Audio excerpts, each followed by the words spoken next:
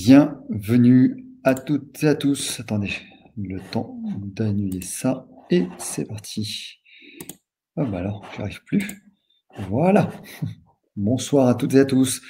Bienvenue pour ce dernier webinaire de confinement. Enfin, nous allons pouvoir réintégrer nos cabinets, retravailler presque normalement.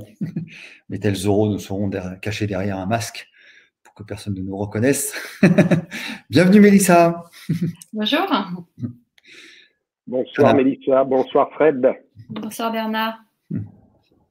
Vas-y. Allez, ce soir, donc le thème, on change un petit peu par rapport à d'habitude. Ce soir, ça sera l'alimentation et l'immunité, qui est un thème important en ce moment. Donc, on accueille effectivement Mélissa Ancry, qui est nutritionniste à Paris. Alors, comment elle travaille? En fait, elle s'appuie sur les fondements de la micronutrition et de la chrononutrition pour proposer à ses patients un rééquilibrage alimentaire, bien sûr, adapté à leurs problématiques. Donc, le profil des patients que Mélissa accueille dans son cabinet est vraiment varié.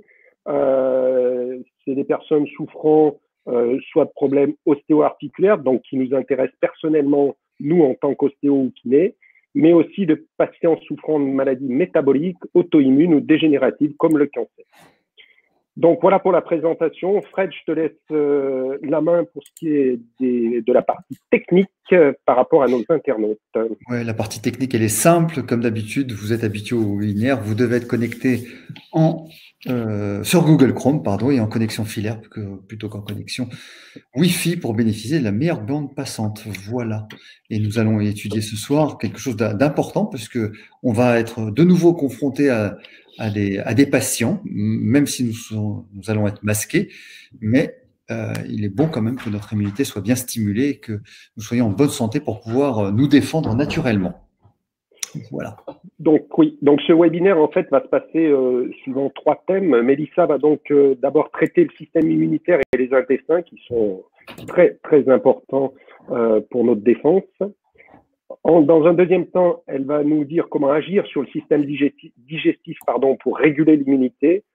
Et enfin, dans un troisième temps, quels micronutriments pour booster, j'y arrive pas ce soir, notre système immunitaire. Voilà, donc un programme vraiment complet par rapport à l'alimentation et à l'immunité.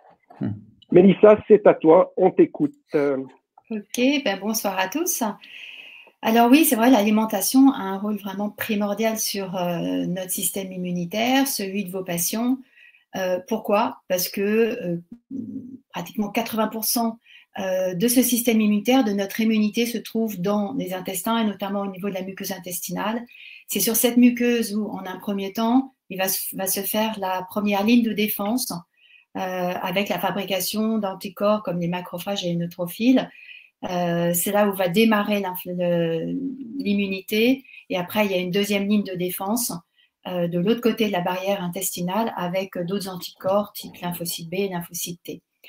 Alors, si cette muqueuse intestinale, donc cette barrière qui englobe tous nos intestins, est abîmée, eh bien, notre système immunitaire ne va pas bien fonctionner. Donc, c'est en ça qu'on imagine bien que l'alimentation, notre façon de manger, quand j'ai notre façon, c'est pas que ce que l'on mange, mais c'est notre façon de digérer, eh ben, ça va influer sur cette muqueuse intestinale qui porte en elle le système immunitaire. Donc, en gros, ce qui est le plus important, c'est d'avoir une alimentation équilibrée qui va nous permettre de réguler l'équilibre de la flore intestinale. Parce que cette flore, en fait, ce sont des milliards de bactéries, vous en avez peut-être déjà entendu parler. On peut dire comme ça qu'il y a des bonnes et des mauvaises bactéries, et que si vos patients ont une alimentation déséquilibrée, par exemple mangent trop de sucre, trop de graisse, trop de protéines, et bien, ou alors même ne mastiquent pas. Il suffit, la mastication, c'est la première digestion, hein, elle se fait par la salive, il y a de la thyaline, c'est une enzyme qu'on trouve dans la salive qui permet la première digestion. Si cette première digestion ne se fait pas, il va y avoir un déséquilibre de la flore intestinale au profit d'une flore qui ne sera pas bénéfique pour cette muqueuse intestinale. Donc plutôt une flore délétère. concrètement, voilà comment ça se passe au niveau du système intestinal. Et ce qu'il faut savoir aussi, c'est que si on emballe trop ce système immunitaire par une mauvaise alimentation, donc on verra après qu'est-ce qu'on appelle bonne ou mauvaise alimentation, mais si on emballe trop, ce système immunitaire, eh bien, va générer de l'inflammation. C'est comme ça qu'on se défend. Hein. Vous vous coupez pour pouvoir cicatriser, pour pouvoir guérir, vous générez de l'inflammation. Et cette inflammation, c'est un des problèmes liés justement au coronavirus. Hein. On voit que la pathologie évolue vers l'inflammation pulmonaire, mais également une inflammation qui va situer in situ sur des tissus tels que les tissus, par exemple, cérébraux, d'où les maux de tête et parfois aussi des problèmes vasculaires. Et donc, à chaque fois que vous déclenchez l'action immunitaire, vous déclenchez de l'inflammation. Voilà. Maintenant, comment, par l'alimentation, on déclenche le système immunitaire? Eh bien, pour ça, il y a déjà le rôle de certains aliments. Je peux vous parler des graisses, parce que ça a un rôle vraiment primordial, non seulement sur l'inflammation, mais sur l'immunité. Il y a certaines graisses, alors des graisses concrètement qu'on appelle saturées ou trans. Donc les graisses saturées, c'est les graisses que vous trouvez dans les viandes, le fromage, tous les produits laitiers, la charcuterie, donc le beurre. Ce sont des graisses à courte chaîne qui vont avoir une action inflammatoire parce qu'elles vont être précurseurs de substances pro-inflammatoires. Il y a également des graisses trans qui sont les graisses transformées qu'on va trouver notamment dans la margarine. Ou même des graisses qui ont été chauffées de bonne qualité, mais c'est des graisses qui ne supportent pas la cuisson. Hein. Ça peut être l'huile de tournesol, l'huile de noix, l'huile de colza. Ce sont des huiles qu'il ne faut jamais chauffer parce que sinon elles se transforment. À partir du moment où la chaîne moléculaire se casse par chauffage, eh bien là, elle va avoir une action plutôt pro-inflammatoire. Pourquoi ? Parce qu'elles vont induire la fabrication de bactéries, donc qu'on a dans cette fameuse flore intestinale, de bactéries qu'on a dit à gram négatif, c'est-à-dire qu'elles vont générer, ces bactéries, une action inflammatoire au niveau de notre muqueuse intestinale et du coup induire la fabrication, donc déséquilibrer la flore intestinale au profit de ces mauvaises bactéries et induire l'activation du système immunitaire, notamment des macrophages, et après des cytokines qui sont, elles, pro-inflammatoires. Ce qu'on a vu d'ailleurs en parlant des cytokines dans le Covid-19, c'est ce qu'on appelle, je ne sais pas si vous avez entendu parler, l'orage de cytokines, c'est-à-dire qu'on n'arrive plus à maîtriser cette inflammation et elle est tellement forte qu'elle augmente sans cesse et là génère ces pathologies pulmonaires. Donc, concrètement, en termes alimentaires, vous avez l'apport de, on va dire, mauvaises graisses, donc graisses saturées et graisses trans. Alors, attention, justement, on en parlait tout à l'heure, elles sont cachées, ces mauvaises graisses. Les graisses trans, vous pouvez les trouver, par exemple, dans un paquet de biscuits bio. Ça a l'air très bien, très bon, bonne qualité, c'est biologique, donc on est tranquille. Ben non. Parce que si ces biscuits ont été faits avec une graisse type huile de tournesol ou huile de colza qui aura été chauffée, eh bien cette chaîne moléculaire, cette graisse aura été cassée, transformée et elle devient du coup pro-inflammatoire en générant ces mauvaises bactéries. Donc ces mauvaises graisses se cachent partout. Là, vous êtes tous confinés, vos patients sont confinés, ils ont peut-être mangé plus de gâteaux, même si c'est des gâteaux maison, et donc ils vont manger plus gras, avec des gâteaux faits au beurre, ou plus sucrés. Et là, pour le coup, on va déséquilibrer la flore intestinale. Puisque je vous ai dit que les graisses pouvaient être néfastes pour l'équilibre de la flore intestinale, avec l'apport de mauvaises bactéries, mais ce déséquilibre peut être dû juste parce qu'on a mangé ou trop sucré, on a apporté trop de glucides, ou on a apporté trop de protéines par rapport aux glucides, ou trop de graisse, ou je vous l'ai dit parce qu'on n'a pas bien mastiqué, donc on n'a pas bien digéré les aliments. Le déséquilibre de la flore intestinale peut être dû aussi au stress. Donc ça, il faut voir comment auprès de vos patients, essayer de détecter, est-ce que ce n'est pas des patients qui sont trop stressés, parce que ces stress, en fait, vont induire un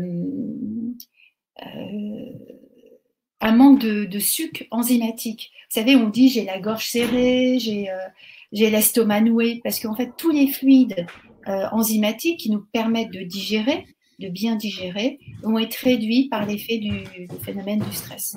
Hein. Donc, si on ne digère pas bien, par déséquilibre de cette flore ou par le stress, eh bien, si on ne digère pas bien, les molécules, les nutriments qu'on est censé amener en micronutriments liés par le broyage des aliments, eh bien, ne seront pas transformés en micronutriments, vont rester en grosses molécules qui vont se retrouver face à cette muqueuse intestinale et ne vont pas pouvoir passer à travers la muqueuse intestinale. Hein. Seuls les micronutriments peuvent passer. Et auquel cas, ils vont altérer cette muqueuse intestinale. Ça va se comporter un petit peu comme des éléments infectieux, hein, puisque c'est des agents toxiques, puisque le corps ne va pas les reconnaître. Ce sont des grosses molécules qui vont altérer la muqueuse et pour le coup, vont passer à travers cette muqueuse intestinale sous forme d'antigènes, puisque ce sont des grosses molécules, des peptides, que l'organisme ne reconnaît pas et qu'il ne peut pas utiliser. Il n'utilise que les micronutriments. Et donc, ces antigènes, hein, ces peptides, vont stimuler les anticorps, donc les lymphocytes B, les macrophages, puisque pour notre organisme, ce sont des toxines. Donc, on n'a pas bien mastiqué, on a mangé stressé, on a mangé déséquilibré, ou trop de sucre, ou trop de protéines, ou trop de graisse. Eh bien, on va générer un déséquilibre de cette flore intestinale, on va mal digérer et on va amplifier le phénomène de mauvaises bactéries, on va gêner cette digestion et on va abîmer la muqueuse intestinale et donc solliciter le système immunitaire et donc l'inflammation. Alors, tu dis que le lit de l'inflammation, c'est vraiment le système digestif. C'est-à-dire que là, on va élargir, on n'est pas que sur le Covid, évidemment, mais les personnes, nos patients, qui ont des inflammations chroniques, évidemment, non traumatiques, chroniques, sont principalement d'origine digestive. C'est ce que tu nous expliques? Alors, principalement, entre autres, bien sûr, mais oui, effectivement, il y a tout un phénomène inflammatoire qui va s'installer, qui va d'abord se créer au niveau de la réaction immunitaire. Automatiquement, à chaque réaction immunitaire, il y a une réaction inflammatoire, hein, qui normalement se régule toute seule. On a ce qu'on appelle des cytokines, hein, ce sont, on peut dire, des anticorps, des cytokines pro-inflammatoires et anti-inflammatoires. Une fois que l'action immunitaire s'est mise en place, il y a une inflammation, mais qui après diminue pour laisser place, donc justement, après la cicatrisation, l'inflammation baisse. Mais quand on ne stoppe pas la stimulation de ce système immunitaire, il va y avoir un emballement et ces molécules inflammatoires, en fait, vont se propager dans tout le corps, in situ, va se fixer sur les tissus. Pour le cas du Covid-19, ça va être les tissus pulmonaires, mais ça peut être aussi sur des tissus articulaires ou autres. On peut aussi, en parallèle, noter que l'inflammation ou autre déséquilibre alimentaire va avoir une action acidifiante, c'est-à-dire va dérégler la balance acido-basique de l'organisme. Et donc, si on acidifie aussi notre terrain, donc l'acidification tissulaire liée à l'inflammation ou un déséquilibre de l'alimentation vers l'acidose, eh bien, on va générer également cette inflammation. Donc, une inflammation, comme tu dis Frédéric, qui peut être liée à l'emballement du système immunitaire, mais également à une mauvaise alimentation qui va pencher vers l'hyperacidose et va générer une inflammation tissulaire. Donc, compris la tendinite et l'arthrite. Excuse-moi, je rebondis sur la question de Christelle. Oui, parce qu'on va avoir des problèmes in situ, c'est-à-dire ça va aller se fixer sur nos tissus et générer, cette acidose va générer un phénomène inflammatoire. Alors bien sûr l'arthrite, sur les tendinites, mais également au niveau osseux, c'est-à-dire que ça va déminéraliser. En fait, notre corps a un pH qui est toujours neutre, qui est à 7,4 exactement. Le pH sanguin. D'ailleurs, si jamais il bouge, si on passe en dessous de 7,4, on tombe dans le coma. Donc, le corps est bien fait, il va réguler ce pH 7,4 si jamais on lui apporte trop d'acidité. Donc l'inflammation est hyper acidifiante, une alimentation aussi. Donc pour réguler cette acidité, pour la tamponner, on va aller puiser des bases minérales dans nos tissus. Donc les tendons, le cartilage, le tissu osseux, le tissu conjonctif, et générer une inflammation. Le déminéraliser, l'affaiblir et générer une inflammation. Les arthroses, notamment, également, sont souvent source, enfin, l'acidose est souvent source d'arthrose. Si je comprends bien, on a d'abord une acidose donc au niveau de l'intestin qui se diffuse dans tout le corps, donc donne de l'inflammation dans tout le corps, donc dans les tendons, les choses comme ça. Et ensuite, on a au niveau des os cette acidose qui va arriver. Alors, on ne peut pas parler vraiment d'acidose au niveau de l'intestin. L'intestin est toujours à un pH très très bas, c'est-à-dire un pH 4. Donc, il est acide. Il y a de l'acide chlorhydrique dans l'estomac qui permet de digérer les protéines. C'est en fait un apport d'aliments ou de boissons hyperacidifiants. Par exemple, le coca. Le coca est fait d'acide phosphorique, donc ce sont des molécules qui sont hyper acidifiantes, qui vont, une fois rentrées dans la circulation sanguine, déséquilibrer notre balance acido-basique et apporter des ions acides, des atomes acides. Donc là, effectivement, notre organisme, pour tamponner cette acidité, va aller puiser dans les tissus. Donc, ce n'est pas l'acidité qui va dans les tissus, en fait, c'est notre organisme qui va aller déminéraliser nos tissus, générer un phénomène inflammatoire à ce niveau-là, pour pouvoir tamponner cette acidose. Alors après, il y a une question très importante de Christelle, et ça mérite d'être un petit peu développé. Après, on passera aux aspects pratiques, si tu veux bien. C'est cette notion d'hyperperméabilité intestinale. C'est-à-dire, à force de consommer des éléments irritants d'une certaine manière, on crée cette fragilité de la barrière et donc le lit des allergies, des inflammations et des certaines intolérances. Si tu peux juste expliquer l'hyperperméabilité intestinale. Alors, la muqueuse intestinale est une très grande surface, mais très très fine. En fait, elle est faite que d'une seule couche de cellules, ce qu'on appelle des entérocytes. Les entérocytes, on va dire que mon poignet, ma main, c'est une cellule, et une autre cellule. Vous voyez, elles sont reliées entre elles comme ça. Et c'est vraiment très imperméable. C'est-à-dire, c'est pas ça, c'est vraiment ça. Les micronutriments passent ici, comme ça, donc de l'intestin vers la lumière, la circulation sanguine. Le fait d'un déséquilibre de la flore intestinale, eh bien, ça va générer des mauvaises bactéries qui vont agresser cette muqueuse et vont abîmer les liens qu'il y a entre les cellules, vont les fragiliser. Et on va se retrouver en fait avec ça, les cellules qui vont un petit peu se distendre et devenir hyper perméables. Et là, toutes les toxines ou tous le produit de notre digestion, de mauvaise digestion, ce qu'on n'a pas bien digéré, va passer à travers ici en fait, voilà, dans la circulation. Et ça, ce sont des toxines parce que ce sont des éléments dont le corps n'a pas besoin et qui sont considérés par notre corps comme des antigènes, donc des toxines. Et là, les anticorps vont les attaquer et générer de l'inflammation.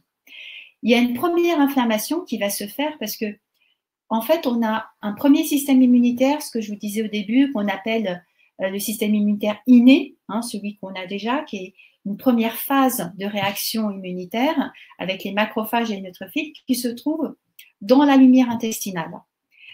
Donc déjà, quand on agresse cette muqueuse intestinale déjà de l'intérieur, en activant ce système immunitaire, l'inflammation qui va être générée va abîmer la muqueuse. Donc cette muqueuse va se distendre et en un deuxième temps, des molécules qu'on n'a pas bien digérées de nos aliments ou le surplus de mauvaises bactéries, eh bien des agents infectieux vont passer à travers cette membrane-là et se comportant comme des agents infectieux, vont générer l'activité du système immunitaire, du deuxième système immunitaire qu'on appelle acquis, via les lymphocytes B et les lymphocytes T, et générer encore d'inflammation et abîmer encore la muqueuse intestinale. Est-ce que c'est clair? Oui, pas de souci. Il y a une question de Bérangère sur laquelle je vais rebondir aussi. Elle demande, donc l'excès de sport du fait de l'état inflammatoire post-séance engendre-t-il des déséquilibres sur la perméabilité intestinale?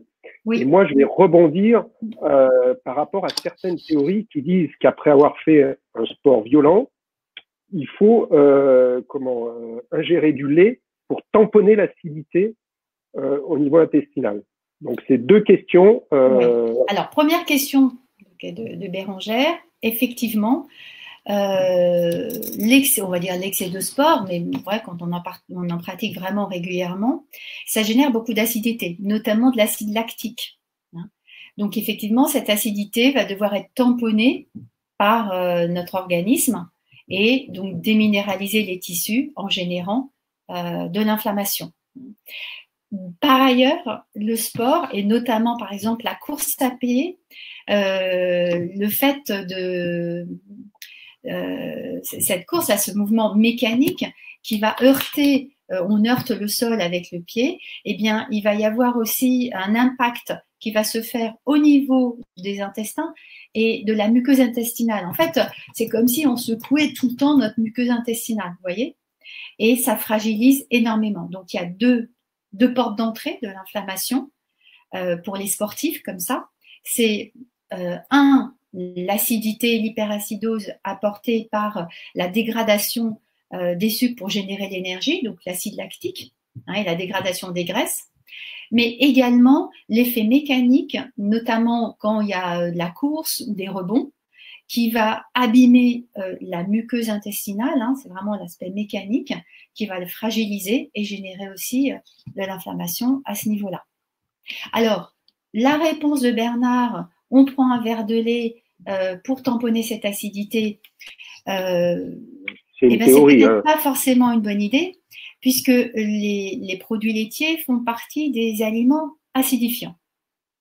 D'ailleurs, vous voyez bien quand un enfant fait une gastro, donc ça veut dire inflammation des intestins, et également de la muqueuse intestinale. La première chose que le pédiatre demande de faire, c'est d'arrêter le lait.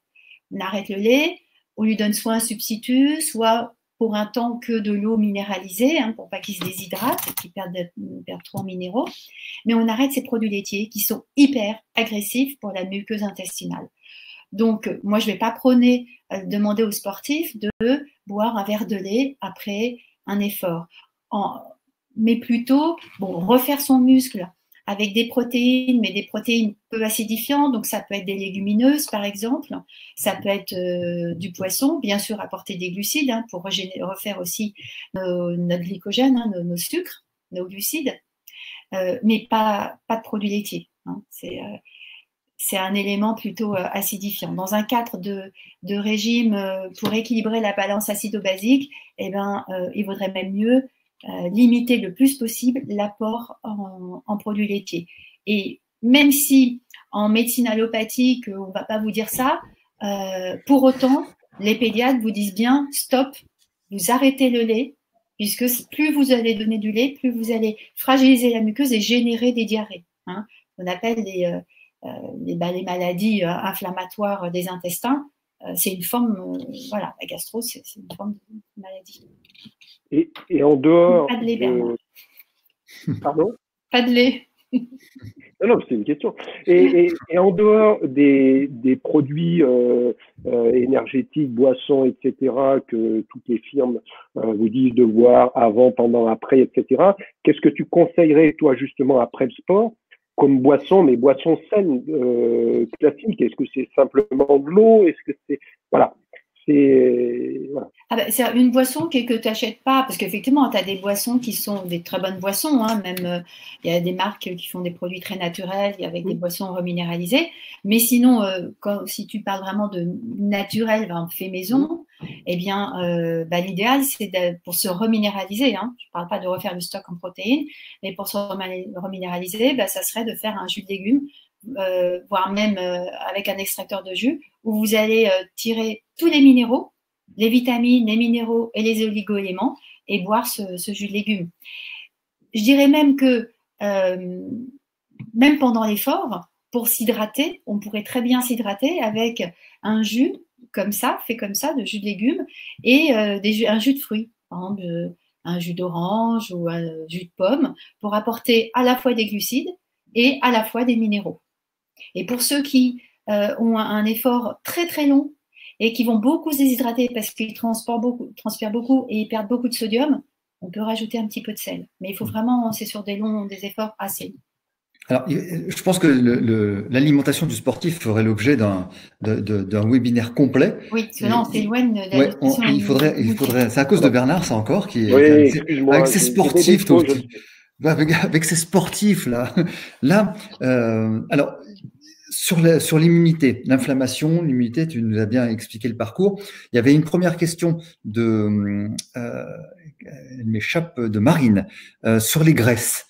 Sur les graisses, tu as dit qu'il fallait pas faire chauffer certaines huiles. Pourquoi? Et donc, lesquelles peuvent faire l'objet de cuisson? Okay. Alors, il y a différentes. On va dire qu'il y a quatre catégories de graisses. Je vous ai parlé des graisses saturées. Les graisses, ce sont des chaînes moléculaires. Elles sont plus ou moins longues. Les graisses saturées, ce sont des chaînes moléculaires très très courtes. La plus courte, ça va être le beurre. En fait, il y a 4 atomes de carbone associés à des hydrogènes, c'est ça, les chaînes moléculaires, et une molécule d'OH, oxygène, hydroxyle. Donc, il y a ce type de graisses saturées, sont des chaînes courtes.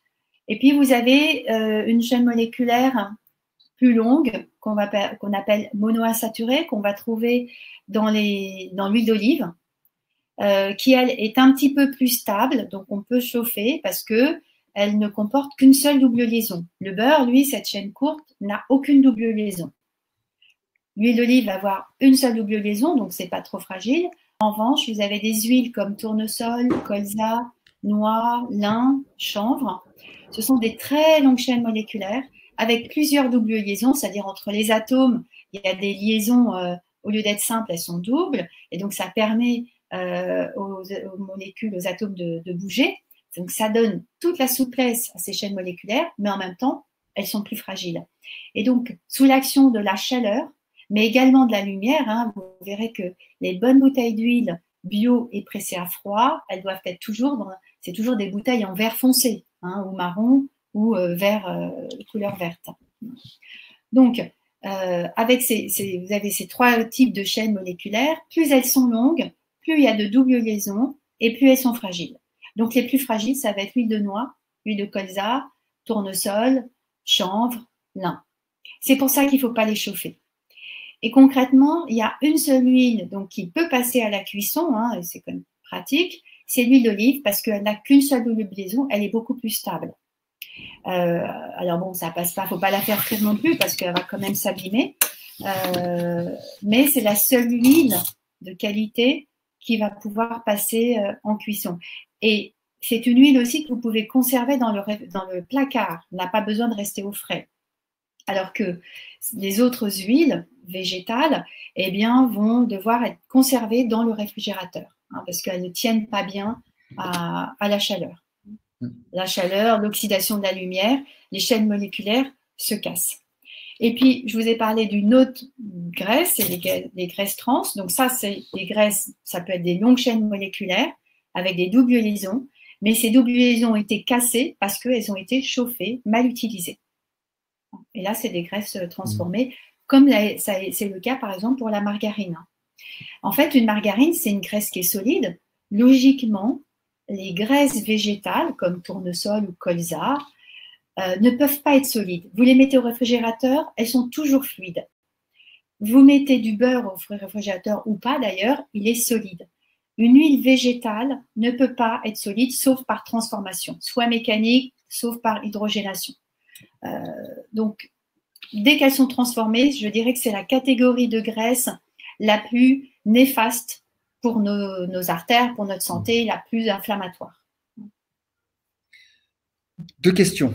Une question d'Emilien sur ton avis Alors, on va se rapprocher encore de l'immunité. Est-ce que actuellement, le jeûne intermittent, le fasting, aurait des vertus ou pas? Alors, après, d'abord, les vertus du jeûne et après, dans cette période de Covid, de confinement et de fin de confinement. Alors, le jeûne, il y a le jeûne intermittent. Alors, le jeûne intermittent, c'est le fait de jeûner à peu près 16 heures. Ça veut dire que soit on ne prend pas de dîner, soit on ne prend pas de petit déjeuner. Au choix, en fonction des possibilités de chacun. Alors, il y a effectivement quelques petites études qui ont montré, et même de façon pratique, moi je le vois auprès de mes patients, le fait de ne pas dîner ou de ne pas prendre de petit déjeuner, eh bien, on a un regain d'énergie. Notamment, pourquoi? Parce que le fait de ne pas solliciter, je ne vais pas dire en permanence, mais de ne pas trop solliciter le système digestif, on va le mettre au repos. Et donc, du coup, on va mettre aussi au repos le système immunitaire. Le foie va être aussi au repos, donc il aura moins de toxines, moins de travail à faire, et donc gérer moins d'inflammation. Donc, le jeûne intermittent, il est utilisé effectivement pour certaines pathologies. On peut aussi l'utiliser en cas de perte de poids. C'est quelque chose qu'on peut pratiquer seul. Enfin, c'est pas dangereux de ne pas prendre de petit déjeuner le matin.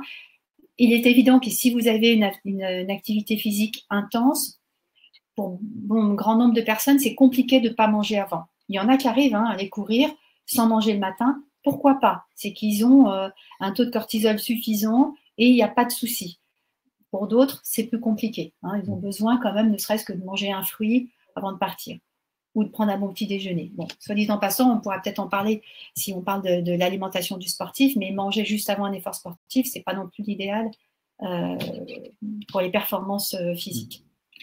Mais je te coupe, mais ce jeûne, tu peux le faire tous les jours? Ah oui, tu peux décider, par exemple, tous les matins de ne pas prendre de petit déjeuner ou tous les soirs de ne pas dîner. Alors, bon, moi, pour mes patients, par exemple, je leur propose, pour ceux qui ne sont pas capables de ne pas dîner ou de ne pas prendre de petit déjeuner, c'est de se faire une soupe. Et le mieux, c'est de faire une soupe, mais vraiment à la centrifugeuse ou à l'extracteur de jus, où là, il n'y aura eu aucune fibre, en fait, qui va passer, parce que ces fibres, il faut pouvoir les digérer, même s'ils ont été broyés, mais que les minéraux. Donc, on apporte quand même des vitamines et des minéraux, un petit peu de glucides aussi, mais pas de fibres. Donc, on ne fatigue pas le système digestif et donc le système immunitaire.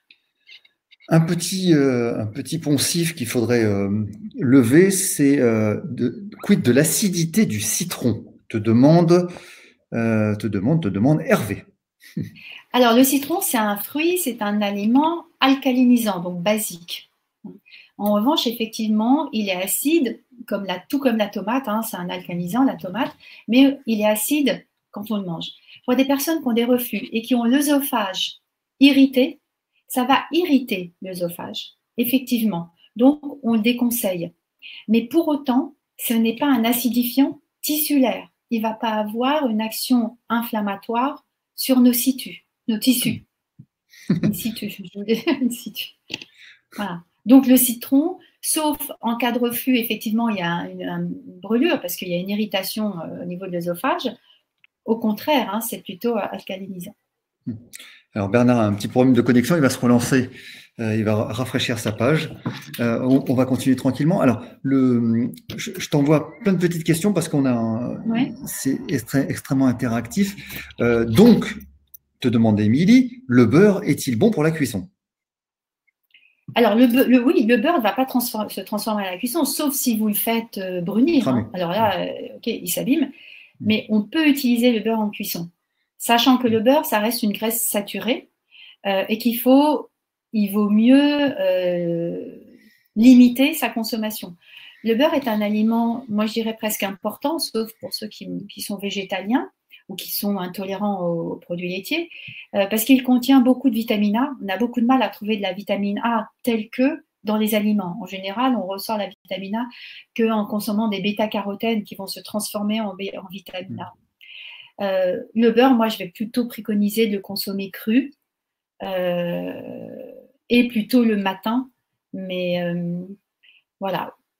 Pour la cuisson, je partirais quand même sur de l'huile d'olive Alors, on peut aussi, pourquoi pas, utiliser de l'huile de coco. Il y a du pour et du contre. On n'a pas vraiment d'études qui montrent si c'est mauvais ou pas mauvais, cette huile de coco. C'est une graisse qui est très stable. C'est une longue chaîne moléculaire, mais sans double liaison. Donc, vous voyez bien, vous l'achetez, c'est de la graisse de coco, c'est pas de l'huile, hein, c'est très compact. Donc, elle ne va pas s'abîmer en cuisson, ça donne un bon goût, mais pour autant, ça reste une graisse saturée. Donc, quand même, a priori, pro-inflammatoire. Elle a des vertus pour les cheveux, mais au niveau intestinal et inflammatoire, c'est, à mon sens, pas l'idéal, mais c'est pas pour autant qu'il faut complètement l'évincer. On peut en mettre de temps en temps.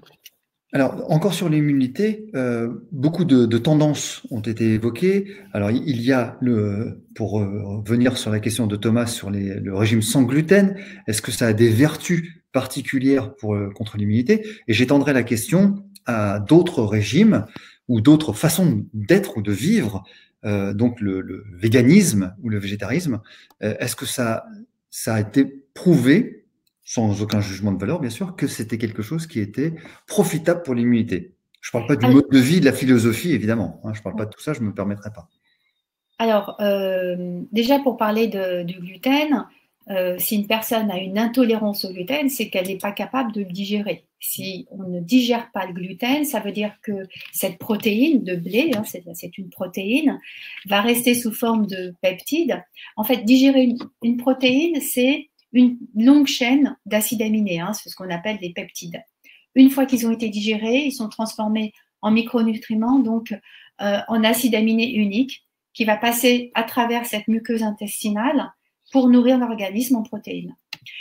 Si on n'est pas capable de digérer le gluten du blé et autres céréales assimilées au blé qui contiennent du gluten, eh bien, cette grosse molécule, ce peptide, va irriter la muqueuse intestinale, donc générer l'activité immunitaire et inflammatoire qui va s'étendre après sur l'ensemble des tissus.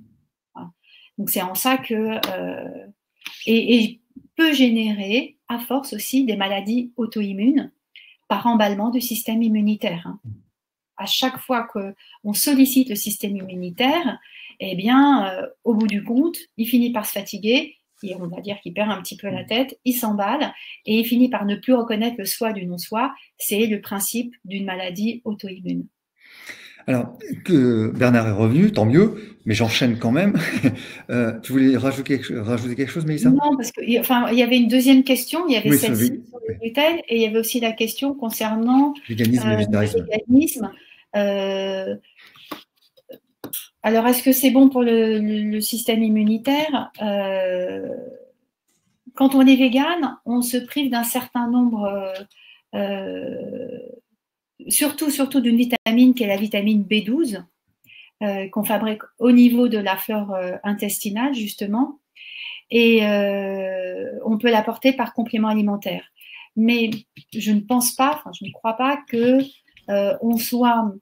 qu'on ait une meilleure immunité parce qu'on est végane. On peut très bien, en étant végane, manger justement des biscuits faits avec de l'huile de tournesol qui aura été trop chauffée, transformée et générer un problème inflammatoire par prolifération de bactéries, ce qu'on appelle à Gram+, et qui vont augmenter la présence de lipopolysaccharides, c'est-à-dire ce sont des substances qui vont être pro-inflammatoires au niveau des bactéries. Donc, c'est pas en soi une preuve, c'est pas parce qu'on est végane qu'on va avoir forcément un bon système immunitaire. Être végane, il faut faire attention parce qu'on peut justement déséquilibrer la flore intestinale. Si vous voulez, cette flore intestinale, elle se nourrit des métabolites de notre digestion. Et on va la séparer elle se sépare en deux grandes familles.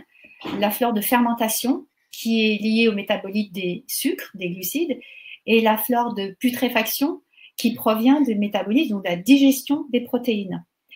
C'est là où, s'il y a un déséquilibre, eh bien, par un apport alimentaire en faveur des protéines ou des glucides, là, on va abîmer la muqueuse intestinale, hein, on va avoir cette dysbiose.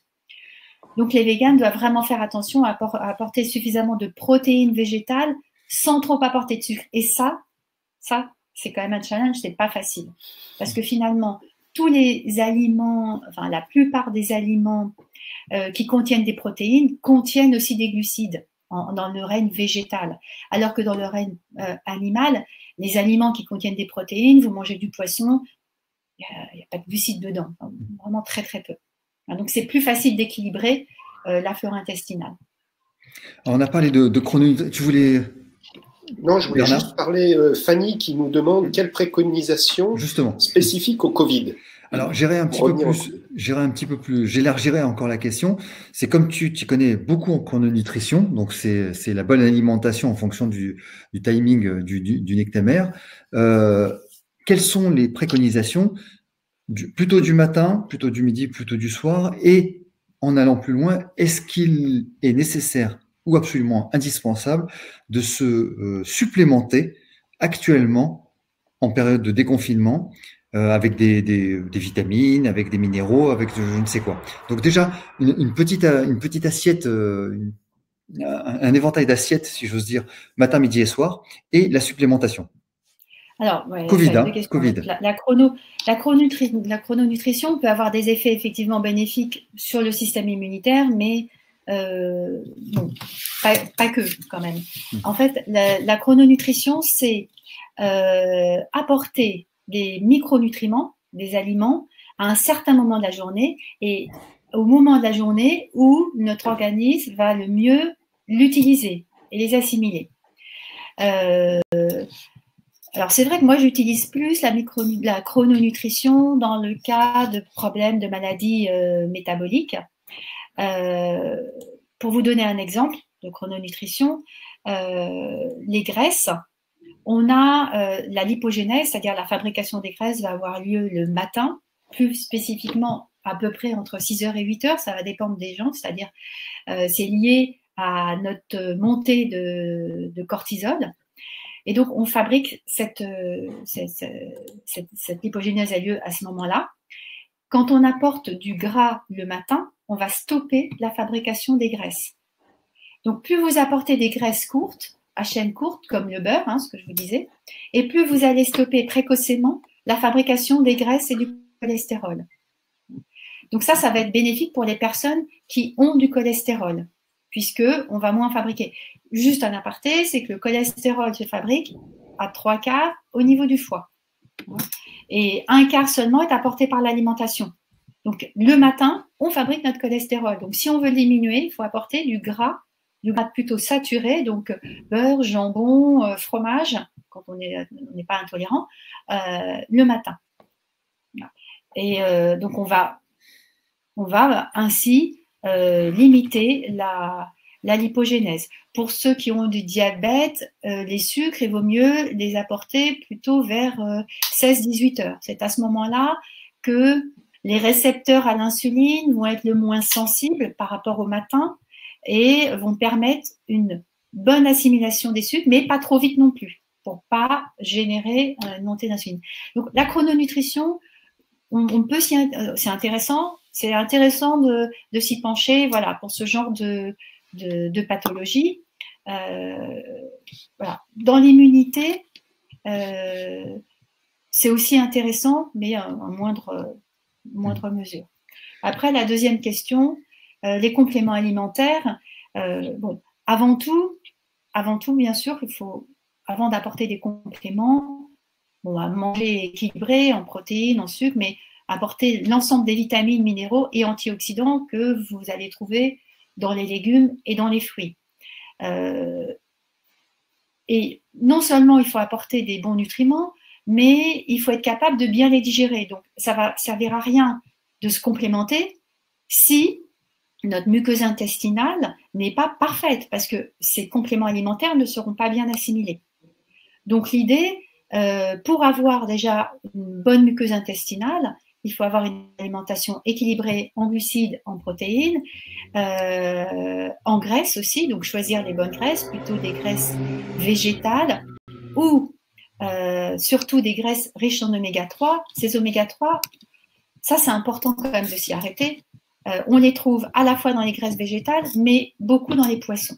Moi j'insiste beaucoup sur le poisson Parce que ces oméga-3 qu'on trouve dans l'univers végétal, on n'est pas tous capables de les utiliser. Parce que pour les utiliser, pour avoir toutes leurs propriétés, on a besoin d'une enzyme qu'on appelle la delta-6 désaturase, mais cette enzyme va permettre aux graisses qu'on trouve dans l'huile de noix, donc riche en oméga-3, de se transformer en ce qu'on appelle des EPA, DHA, qui sont eux les acides gras, les oméga-3, qui vont avoir un rôle anti-inflammatoire, c'est-à-dire qu'ils vont générer des substances, ce qu'on appelle des prostaglandines anti-inflammatoires.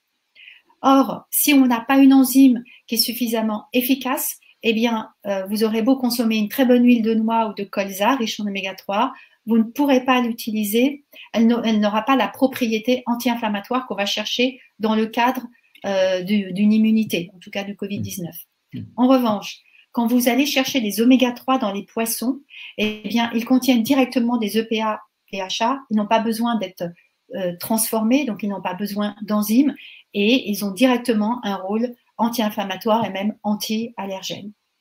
Donc ça, l'apport en oméga-3 est très important. Donc le déséquilibre, attention au déséquilibre de l'alimentation, un bon apport en graisse. Il faut faire attention aussi aux excès de manière générale, c'est-à-dire ne pas manger trop, ne pas dépasser sa capacité digestive, hein, puisque si on dépasse,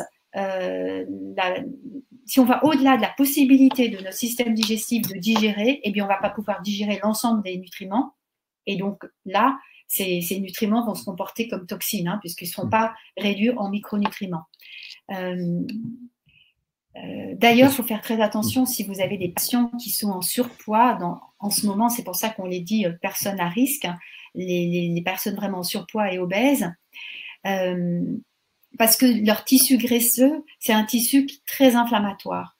Pourquoi? Parce que en fait, ils comportent dans leur stroma, c'est-à-dire dans ce tissu, ils comportent des macrophages, en fait, ces anticorps qui vont générer des cytokines.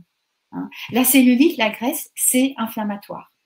Alors, si vous voulez faire maigrir des patients, il faut avoir une alimentation anti-inflammatoire. Et anti-inflammatoire, ça passe essentiellement au niveau de l'alimentation par un apport de bons corps gras. Hein. Il ne s'agit pas de supprimer tous les corps gras, mais d'apporter des oméga-3 de bonne qualité. Et dans l'idéal, eh ben, ça serait de manger ces poissons crus, tout comme le font les Japonais, à condition que ce soit de bonne qualité. Et les principales supplémentations, Alors, on parle de vitamine D, de vitamine C, on parle de magnésium, on parle de pas mal de choses.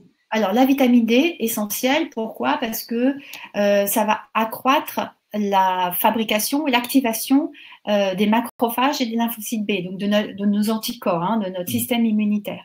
Donc, cette vitamine D, il faut en prendre en prise quotidienne.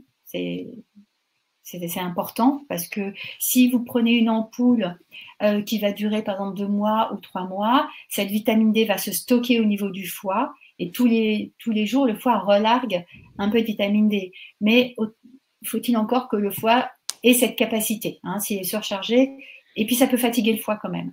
Donc de la vitamine D, hein, qui a un rôle donc sur le système immunitaire, hein, c'est pas seulement un rôle constructif au niveau osseux, mais sur le système immunitaire. La vitamine C, que vous allez trouver. Alors, la vitamine D, c'est en complémentation. Hein. La vitamine C, vous pouvez ou la trouver en complémentation naturelle, mais là, il faut en prendre vraiment une grande dose. Alors, souvent, la plupart des compléments en vitamine C qu'on trouve, c'est 120 mg, 180 mg maximum. Il faut faire bien attention parce que parfois, vous voyez vitamine C 1000 mg, 1 gramme. Ça ne veut pas dire qu'il y a 1 gramme de vitamine C. Hein. À part quelques marques, la plupart du temps, il y a entre 80 mg et 120 mg, 180 mg maximum de vitamine C dedans. Ça veut dire que vous pouvez prendre jusqu'à 6 comprimés par jour de vitamine C, naturelle, hein, j'entends. Voilà. Après, vous trouvez bien sûr des vitamines C dans tous les fruits et légumes, notamment les fruits citrins, les kiwis, le persil. Voilà, là, vous avez beaucoup de vitamine C. Donc il y a ces 2 vitamines qui sont importantes, mais également la vitamine B, la vitamine B6 que vous allez trouver aussi dans les poissons gras, et le fer. Le fer pour l'immunité, c'est très important. Le fer, vous allez le trouver dans tous les produits animaux, sauf les œufs. Les œufs contiennent des protéines, mais pas de fer. Ça, c'est aussi embêtant pour les végétariens. Mais le fer, enfin embêtant non, parce que le fer, on le trouve aussi dans toutes les légumineuses. Donc le fer, c'est important pour le système immunitaire. Et pour ceux qui mangent de la viande, l'aliment le plus important en fer, c'est le boudin noir. Et puis sinon, vous l'avez en supplémentation. Bon, pour ma part, je ne recommande pas trop les fers chimiques. Bon, je ne vais pas citer de nom, mais tu peux. genre tardiféron. Voilà, ça ne va pas être assimilé, ça va vous détruire les intestins, ça va plutôt avoir un effet inverse sur la muqueuse intestinale. Mais vous trouvez certains laboratoires qui vendent des fers mieux assimilés et plus naturels. Mais la supplémentation en fer, c'est quand même assez particulier. Il ne faut la faire que si vous êtes certain, donc via une analyse biologique, d'être carencé en fer. Ne vous supplémentez jamais, ne demandez jamais à vos patients de se supplémenter en fer, même s'ils sont fatigués, c'est peut-être pas forcément lié au fer, à une carence en fer, sauf si vous avez la preuve sur leurs analyses sanguines, biologiques, qu'il y a une carence en fer. Attention, parce que le fer est un pro-oxydant. Donc, oxydation cellulaire, inflammation. Donc, Bernard, les questions? Marie-Claude Crusson, qui demande vitamine D3, fer liposomal, point d'interrogation. Est-ce que ça a un intérêt d'être sous forme liposomale? Voilà. Elle va être mieux, alors a priori, pour certaines personnes en tout cas, ça va être mieux assimilé. C'est pas tant la vitamine D, c'est la vitamine C aussi. On trouve beaucoup de vitamine C liposomale. Alors, parfois, cette vitamine C liposomale, c'est-à-dire qu'il va y avoir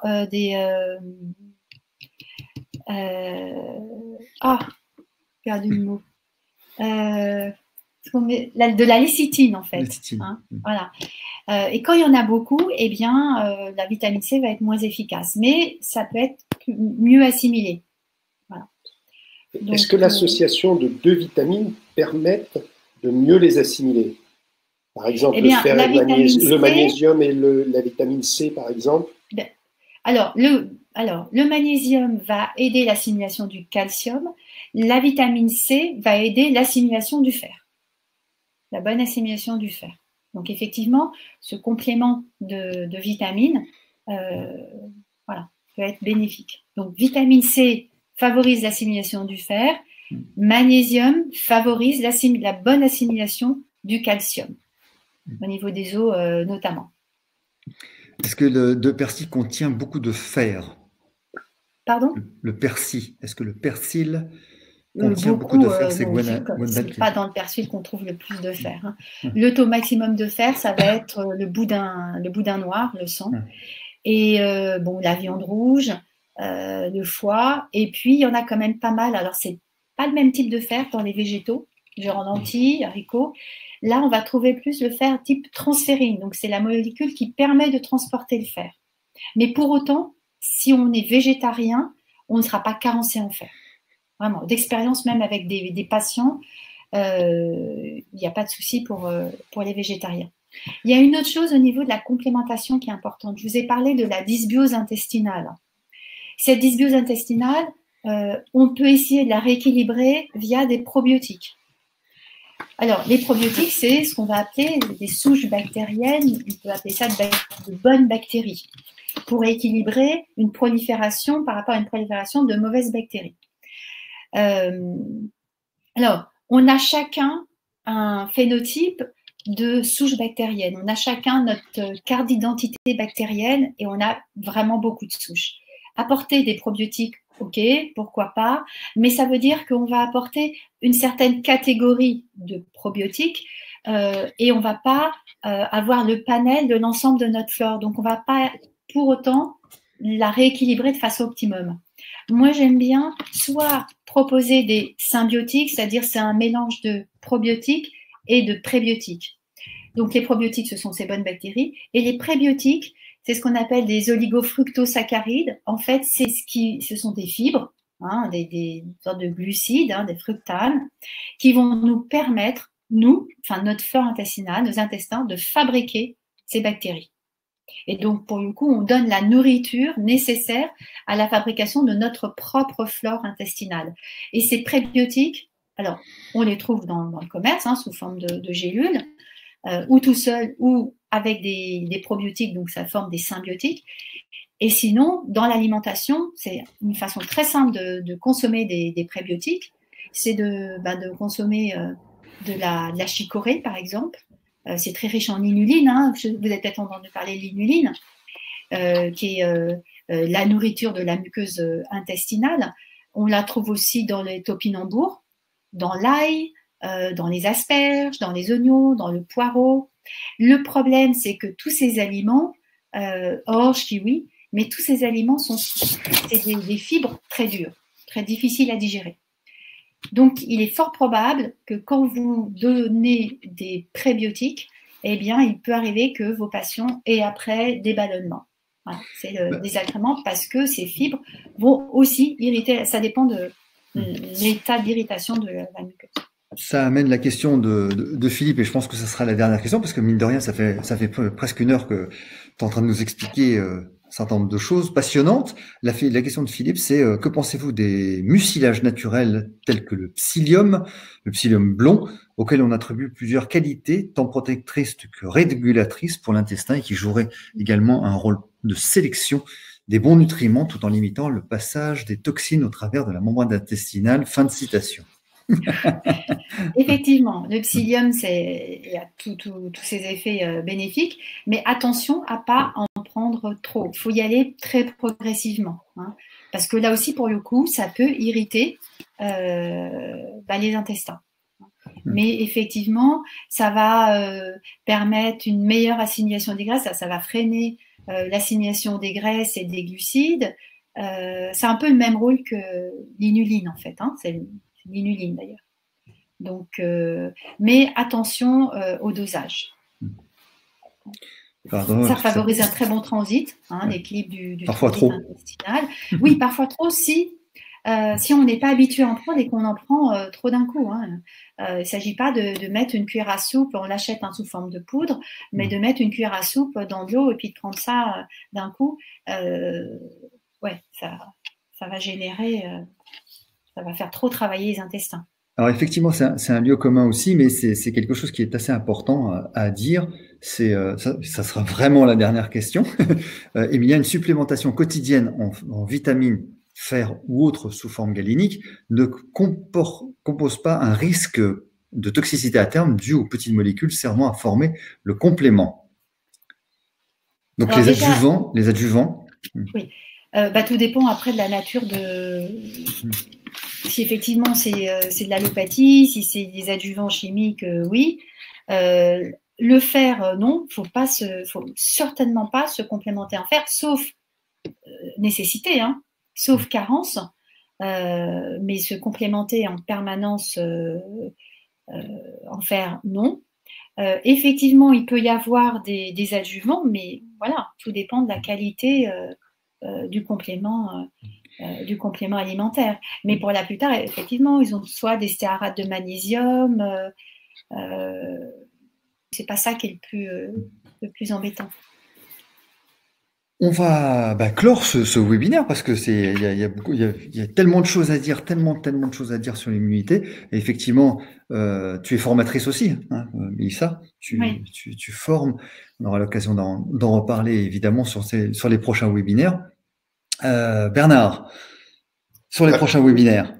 Alors, déjà, moi, je voudrais dire merci à Mélissa. J'espère qu'elle reviendra quand même pour nous parler de l'alimentation et les sportifs. Ça, j'y tiens. Il va falloir qu'elle revienne par rapport à ça. Donc, voilà. Merci déjà par rapport à ça. Oui, on finit en fait tous nos webinaires de confinement. Je remercie tous nos intervenants et tous nos internautes qui nous ont suivis et qu'est-ce qu'ils ont été nombreux. Enfin, ils ont vraiment été nombreux. Mais on ne va pas s'arrêter là, comme ça marche bien. Donc, d'après les questionnaires qu'on a pu faire passer, nos internautes, aimeraient renouveler l'opération plutôt le mercredi ou le jeudi. Donc, je pense qu'on continuera nos webinaires soit le mercredi, soit le jeudi vers 19h30, à raison de 2 par mois à peu près. Donc, voilà pour la suite. Vous savez bien sûr qu'on peut retrouver tous nos webinaires sur la page Vous Kiné et vous retrouverez aussi sur cette page de Vous Kiné le programme de tous nos prochains webinaires. Voilà ce que j'avais à dire, Fred, par rapport à ça. Voilà, donc sur le site de Bookinet, vous aurez toute la future programmation. On est en train de l'élaborer au gré de vos demandes, parce que c'est pour vous mieux vous satisfaire qu'on essaye de faire cette programmation. Et effectivement, il y aura des thématiques ostéo-articulaires, il y aura plein de thématiques. Oui, Lisa? Je peux rajouter, juste, en fait, on n'a pas 2 secondes, on a parlé de compléments alimentaires, mais il y a des choses aussi qui sont très intéressantes pour l'immunité. C'est les extraits de pépins de pamplemousse, à condition qu'il n'y ait pas de problème de maladie auto-immune. Il faut faire attention aussi aux prises de médicaments. L'échinacée, pareil. Donc, on a dit la vitamine C, la vitamine D, la propolis. Voilà, la propolis sous plusieurs formes. On peut l'avoir en capsule, on peut la trouver en gélule, on peut la trouver en gomme à mâcher. Les huiles essentielles, Ravinsara, tea tree, l'arbre à thé. Voilà, 2-3 gouttes sur le poignet et puis vous sentez ça sur votre mouchoir, dans un diffuseur dans l'appartement, dans votre cabinet. Voilà. Il y a aussi ça, cette approche-là, les oligosols, cuivre, or, argent, pour booster le système immunitaire. Donc ça peut être une panoplie à la sortie du confinement, décider de prendre vitamine D, vitamine C, de la propolis par exemple, et puis de l'échinacée. Voilà, c'est pas. Et pour les tout petits, les oligosols, cuivre, argent, pas de problème. Comme c'est une traduction phonétique, le Ravinsara, ça peut s'appeler Ravinsara ou Ravinsara. En tout cas, c'est la même chose, donc vous la trouvez facilement. Quoique en ce moment, elle soit en rupture de stock un petit peu partout, c'est normal puisque c'est un excellent antiviral et une excellente protection. Donc vous la trouvez de préférence en magasin bio, et faites attention aux huiles essentielles frelatées qui sont pires que mieux. Donc faites attention. Donc, ça sera du Ravinsara. Vous mettez 2 petites gouttes sur les poignets comme ceci. Hop, je suis ici. Vous les frottez ici et vous respirez régulièrement 2 fois par jour. Non, et ne pas en abuser parce que c'est quand même aussi très, très puissant. Donc, voilà. Merci à toutes et à tous. Merci Bernard. Merci Mélissa. Ça a été passionnant et les commentaires sont dithyrambiques. Merci, un grand merci, très intéressant, très bien expliqué. Merci pour vous, cette présentation très intéressante, très pertinente, riche d'enseignements. Merci, c'était super. Merci à vous 3. Ravinsara. Bonsoir voilà. tout le monde. Merci beaucoup. Bonsoir, et merci. À la prochaine. Pour de nouvelles aventures. Et on coupe. À bientôt. Merci.